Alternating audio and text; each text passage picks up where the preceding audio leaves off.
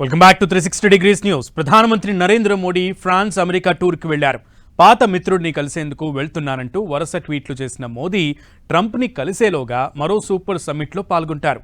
Tech వరల్డ్లో తిరుగులేని buzz వర్డ్గా ఉన్నటువంటి మారిన ఏఐకి సంబంధించిన సదస్సే అది. ఈ సదస్సు తర్వాత కొన్ని కొత్త ప్రకటనలు వచ్చే అవకాశాలు స్పష్టంగా కనిపిస్తున్నాయి. ఇంతకీ ఏంటి ఏఐ సమ్మిట్? ఏంటి దానికంతటి ఇంపార్టెన్స్ అంటారా? ఈ స్టోరీ చూడండి.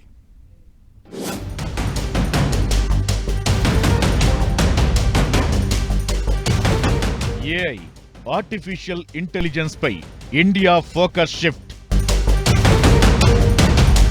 ఫ్రాన్స్ సదస్సులో కో చైర్పర్సన్ గా మోదీ.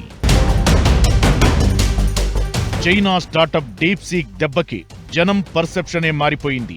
ఏఐ విషయంలో ఆషామాషిగా ఉంటే కాదని ఖచ్చితంగా అందరూ ఏఐపై ఫోకస్ పెట్టాలనే విషయాన్ని డీప్ సీక్ మోడల్ అలర్ట్ చేసింది.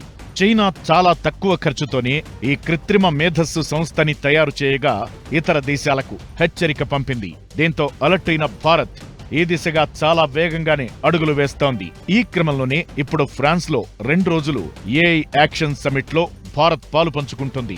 సహ అధ్యక్ష స్థానంలో మోదీ ఈ చర్చల్లో పాల్గొంటారు.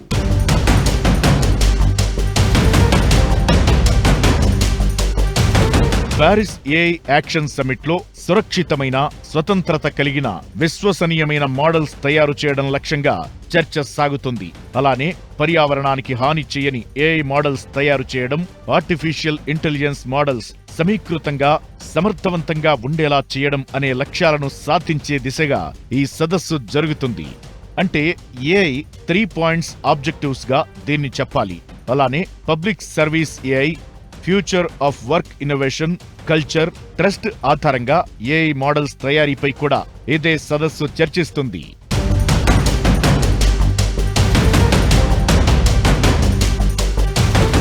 ఈ సదస్సుకి అమెరికా ఉపాధ్యక్షుడు జేడీ వాన్స్ తో పాటు open AI CEO Sam Altman, Google CEO Sundar Pichai హాజరవుతారు. గతంలో కూడా ఏఐ సమ్మిట్స్ జరిగినా తాజా సదస్సు మాత్రం ఆఫ్టర్ డీప్ సీక్ ఎఫెక్ట్ గా చూడాలి. ప్రధానమంత్రి మోదీ ఈ సదస్సులో భారత్ దృక్పథాన్ని వివరిస్తారు.